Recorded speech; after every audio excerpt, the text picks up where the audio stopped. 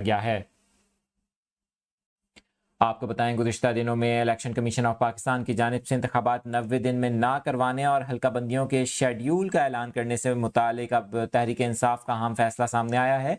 आपको बताएं कि तहरीक इंसाफ 90 दिन में इंतखाबात और मरदमशुमारी से मुतालिक मुश्तरका मफादात कौंसिल के फैसलों को चैलेंज करने जा रही है। अहम ऐलान सामने आया है। नेशनल प्रेस क्लब इस्लामाबाद में प्रेस कॉन्फ्रेंस करते हुए पीटीआई के वाइस चेयरमैन शाह महमूद कुरैशी ने कहा कि उस्मान डार की फैक्ट्री सील हो गई है, जिससे 2500 खानदान बेरोजगार हो गए।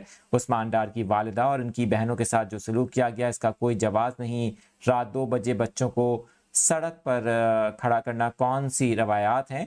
आपको बताएं कि इनका कहना था कि चेयरमैन पीटीआई की जगह कोई नहीं ले रहा, इनका कोई मुतबादिल नहीं हो सकता। चेयरमैन पीटीआई से मुतालिक किसी को खाम ख्याली है तो वो दूर हो जाए। आपको बताएं कि साबिक वज़ीर ख़ारजा ने कहा कि 10 रोज़ कबल एक मरदमशुमारी का नोटिस जारी किया गया। 90 दिन में इंतखाबात के हवाले से आइन बहुत ही वाज़ेह है। इंतखाबात 90 दिन के अंदर होने चाहिए, जिसकी कदगन मौजूद है। अब कहा जा रहा है कि हल्का बंदियाँ कानूनी नुक्ता है। उन्होंने ऐलान किया कि सेनेटर अली ज़फ़र 90 दिन में इंतखाबात के लिए दरख्वास्त सुप्रीम कोर्ट में जमा करवाने जा रहे हैं, जबकि सलमान अकरम राजा मुश्तरका मफादात कौंसिल के फैसलों को चैलेंज करेंगे सुप्रीम कोर्ट ऑफ पाकिस्तान में। आपको बताएं कि इस फैसले के बाद और इस ऐलान के बाद शाह महमूद कुरैशी को इस्लामाबाद से इनकी रिहाइशगाह से गिरफ्तार किया गया है। बताया जा रहा है कि साइफर की गुमशुदगी के मामले पर FIA की टीम ने पुलिस के साथ चेयरमैन PTI साबिक वज़ीर ख़ारजा को गिरफ्तार किया है। और आपको बताएं कि उन्हें गिरफ्तार करने के बाद अब FIA हेडक्वार्टर्स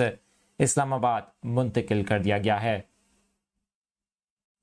आपको बताएं, गुज़िश्ता दिनों में इलेक्शन कमीशन ऑफ पाकिस्तान की जानिब से